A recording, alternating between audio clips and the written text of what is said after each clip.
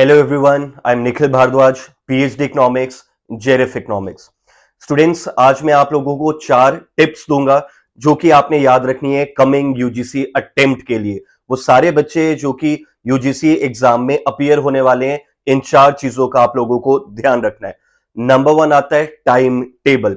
90% student बिना किसी schedule, बिना किसी टाइम टेबल के प्रिपरेशन करते हैं या एग्जाम को अप्रोच करते हैं, जिसकी वजह से एग्जाम के पहले बहुत ज्यादा क्योस और कंफ्यूजन क्रिएट हो जाती है। उन्हें पता नहीं होता कि जो उन्होंने पढ़ा है वो उन पे स्पेशलाइज्ड है या नहीं, उन सब्जेक्ट्स की थ्योरी पे कमांड है या नहीं। तो इसीलिए आप लोगों को ये चीज करनी है कि एक शेड्यूल बनाना है। आपको पता होना चाहिए किस सब्जेक्ट से कितने क्वेश्चंस आने हैं और उसको कितना टाइम अलॉट करना है। फॉर एग्जाम्पल, माइक्रो इकोनॉमिक्स में अराउंड 12 to 14 क्वेश्चंस आते हैं, तो आपने उसको 2 या मैक्सिमम 3 आवर्स अलॉट करने डेली के बेसिस पे। हर एक सब्जेक्ट को मैंने एक सर्टेन टाइम अलॉट करना है, नंबर ऑफ क्वेश्चंस के बेस पे, आवरली बेसिस पे स्टडी करना है। और एक दिन में मैंने एटलीस्ट 3 सब्जेक्ट्स पढ़ने हैं, जिनमें से 2 आपके इकोनॉमिक्स होंगे, एक होगा आपका पेपर 1।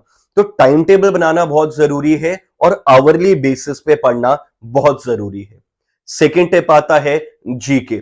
नेट से जेआरएफ के बीच का जो मार्जिन होता है अराउंड 7 to 8% का होता है। वो मार्जिन क्लियर कैसे होगा? जीके के थ्रू। हर टाइम बच्चे एक ही चीज बोलते हैं, हम पढ़ के तो बहुत गए थे, नोट्स भी बनाए थे, बट हमारा जेआरएफ क्लियर नहीं हो रहा, again and again net clear हो रहा है। उसका रीजन ये है कि एग्जाम ओरिएंटेड प्रिपरेशन नहीं हो रही है। आप लोग स्मार्ट स्टडी नहीं कर रहे। आप लोगों को यह पता होना चाहिए कि पेपर 1 में कम्युनिकेशन में से जीके का क्वेश्चन बन सकता है, एनवायरमेंट में से जीके का क्वेश्चन आएगा ही आएगा, हायर एजुकेशन में से जीके का क्वेश्चन आएगा ही आएगा, और जो आपका पेपर 2 है इकोनॉमिक्स, वहां पे इंडियन इकोनॉमी के around 7 to 9 questions GK based होंगे। तो ये टोटल 11 to 12 क्वेश्चंस है जो ये सारे जीके बेस्ड हैं। तो ये वाला पोर्शन 90% बच्चा नहीं करके जाता। बहुत कम बच्चे हैं जो जीके पढ़ के जाते हैं। तो जिसने ये जीके पढ़ ली, 11 में से 7 to 8 क्वेश्चंस कर दिए, उसका जेआरएफ क्लियर होने के मैक्सिमम चांसेस रहेंगे। Third tip, very important, analysis.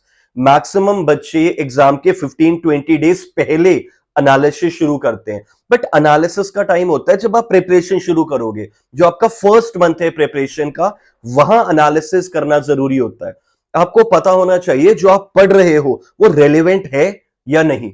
अगर वहां से क्वेश्चन आ रहा है तो क्वेश्चन का पैटर्न क्या होगा। ऐसा बिल्कुल नहीं होना चाहिए बच्चों कि आप थ्योरी पढ़ के जा रहे हो, एजम्पशंस पढ़ के जा रहे हो, एग्जाम में जीके बेस्ड क्वेश्चन आ जाए, क्रोनोलॉजिकल ऑर्डर पे क्वेश्चन आ जाए, एजर्शन रीजन पे क्वेश्चन आ जाए और आपने वो प्रिपेयर ही ना किया हो। आप जस्ट बार बार थ्योरी को पढ़ के रोट लर्निंग करके जा रहे हो।